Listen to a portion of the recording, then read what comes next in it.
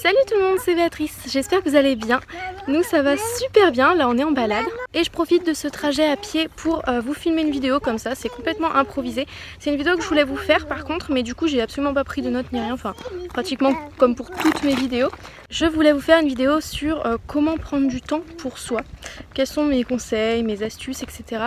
Et quelques idées également de ce que je fais moi pour prendre du temps pour moi, voilà, pour me détendre, pour me relaxer, pour prendre soin de moi, etc. Alors déjà, qu'est-ce qu'on entend par prendre du temps pour soi? Parce qu'en fait, du temps pour soi, on en prend tout le temps. Quand on cuisine, on va bien manger ce qui est dans le plat, donc c'est aussi du temps qu'on prend pour soi.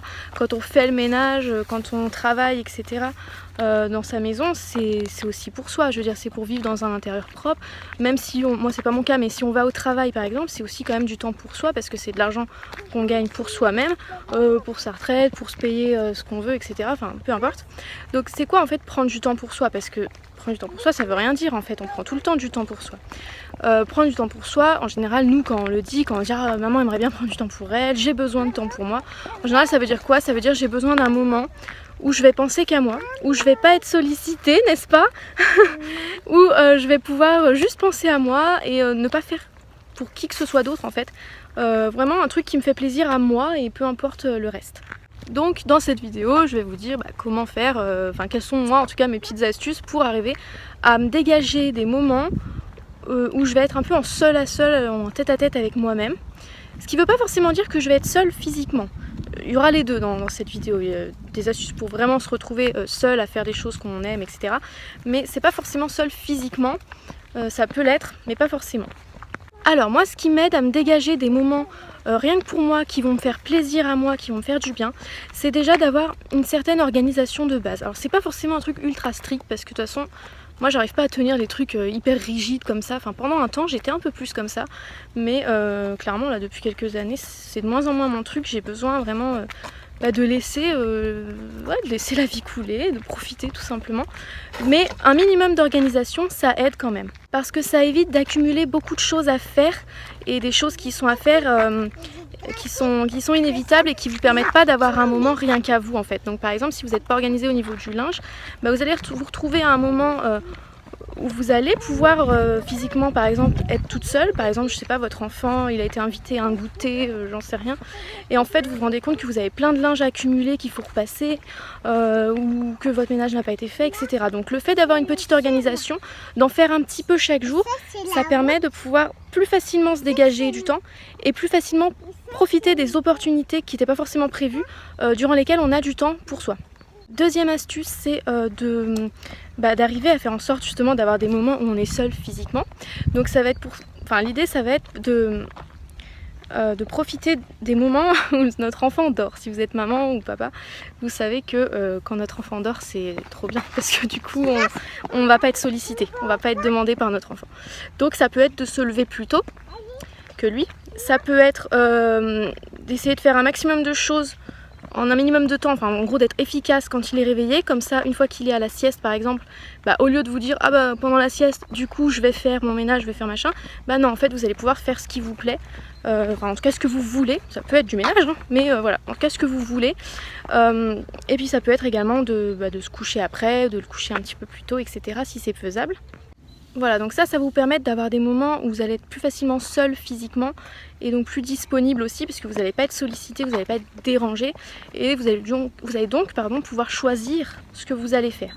Encore une fois, ça peut être prendre du temps pour vous, ça peut être faire à manger, ça peut être faire la cuisine, ça peut être travailler, ça peut être... Bref, ça peut être plein de choses.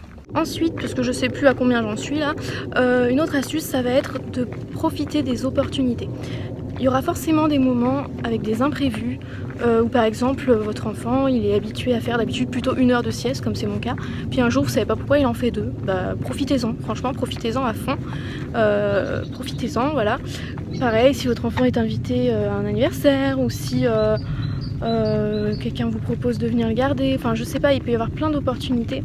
Profitez-en aussi parce que ça vous fait des moments pour vous. Moi par exemple un truc dont je profite énormément maintenant que je me suis fait des copines près de chez moi, c'est qu'à chaque fois qu'elles me proposent une sortie, on va au parc ou un truc comme ça, j'en profite parce que mine de rien c'est aussi un temps pour moi. Même si ma fille est là, même si je suis là, je la surveille quand même un petit peu, au final je suis quand même avec mes copines, j'ai quand même la possibilité de pouvoir discuter avec elles, de pouvoir lâcher prise et de pouvoir des fois juste ne rien faire en fait, juste je profite du soleil, je me pose 5 minutes, je souffle, ça fait du bien, j'admire les fleurs et compagnie. De temps en temps ça fait du bien juste de rien faire quoi. Et je sais que ça c'est possible dans ces moments là, donc vraiment saisissez toutes les opportunités possibles. J'ai complètement oublié de vous donner un petit conseil, une petite astuce quand je filmais, mais là en fait je viens de vous parler du fait que Lilia était avec moi lors de ce genre d'opportunité, voilà, quand je suis au parc avec des copines et leurs enfants.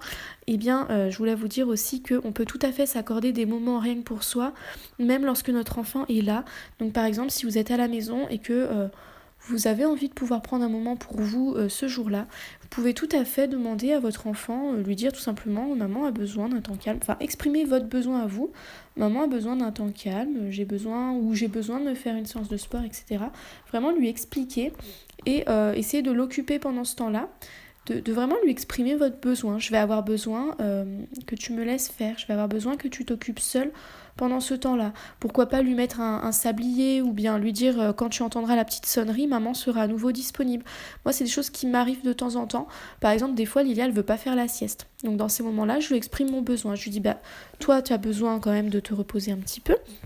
Même si tu veux pas dormir, il faut quand même que tu te reposes un petit peu pour reprendre des forces.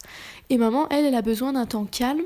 Ça lui permet aussi d'avoir un petit moment pour elle. Puis parfois, en général, les siestes me servent à la fois à faire du ménage ou à travailler un peu, et à la fois à prendre un petit peu de temps rien que pour moi. Donc je lui explique, je lui donne des coloriages du coup pour qu'elle aussi ait une activité calme, et ça me permet d'avoir quand même un petit moment pour moi où elle ne veut pas me solliciter. Alors c'est quand même pas la même chose que quand on est seul physiquement, c'est vrai, on a plus de risques entre guillemets d'être sollicité, parce que ça reste des enfants, mais c'est déjà plutôt pas mal.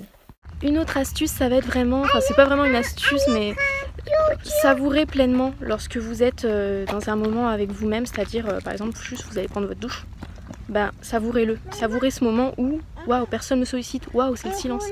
Savourez les moments où vous êtes en train de lire, savourez les moments de balade. Parce que des fois on se dit j'ai pas de temps pour moi, mais en fait on se rend pas compte que dans la journée on a eu des petits moments pour soi. Mais des fois on s'en rend juste pas compte parce qu'on prend pas le temps de les savourer, ou parce qu'on a encore la tête prise dans les soucis ou dans les questions et compagnie, et du coup on s'en rend même plus compte.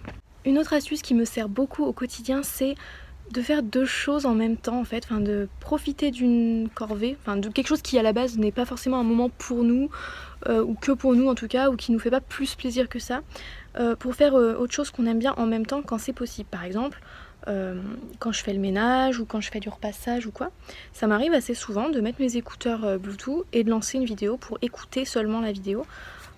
Sur un sujet qui m'intéresse, voilà, une chaîne que j'aime bien, une personne que j'aime bien écouter parler, avec un sujet qui peut m'intéresser, et du coup ça me fait super plaisir. Merci Lilia pour la fleur. Du coup ça me fait super plaisir. Oh là là, si vous aviez l'odeur, cette violette, oh mon dieu, ça me fait plaisir parce que voilà, j'ai pu écouter une vidéo, alors que c'est plus difficile quand on est maman de se dégager un moment où on va pouvoir se poser sur le canapé et regarder la vidéo. Et en plus c'est pas bon pour les yeux et pour le cerveau. Donc du coup j'aime bien cette petite solution de voilà, quand je fais le ménage et que Lilia elle est en train de jouer, elle me sollicitera toujours, un enfant il sollicite beaucoup, il revient toutes les 3 minutes pour faut dire quelque chose, mais c'est pas très grave, c'est pas un moment où elle a besoin que je sois dispo pour elle parce qu'elle est en train de jouer. Et puis de toute façon je lui dis tout simplement, là je fais le ménage, voilà, j'ai des moments pour toi, des moments pour m'occuper de la maison. Mais bref, du coup je profite de ce moment où je fais le repassage ou du moment où je fais le ménage par exemple pour faire ça. Des fois malgré l'organisation ou parce que notre organisation est telle quelle, parfois on se retrouve pendant la sieste de notre enfant à faire du ménage ou à étendre du linge, etc. C'est pas grave, mais du coup il y a quand même cette possibilité d'écouter une musique qu'on aime en même temps, d'écouter une vidéo qu'on aime en même temps, etc. Voilà, je pense que j'ai à peu près tout dit maintenant au niveau des conseils, des astuces. Si jamais vous en avez d'autres, n'hésitez pas à les partager en commentaire. Et si je retrouve, peut-être que je vous mettrai une petite voix off ou je sais pas, on verra. Et dans la deuxième partie de cette vidéo, je vais vous montrer un petit peu en images ce que moi j'aime bien faire pour prendre du temps pour moi, voilà, ce qui me fait plaisir. Ça pourra peut-être vous parler ou peut-être pas, parce qu'on est tous différents, on n'a pas les mêmes passe-temps, les mêmes passions, les mêmes envies, etc. Mais voilà, ça pourra peut-être vous inspirer. Alors il y a des choses qui vont être plus facilement considérées par la plupart des gens comme des passe-temps, comme des moments pour soi. Par exemple, je sais pas si je décide de faire un bon bain, des soins, machin.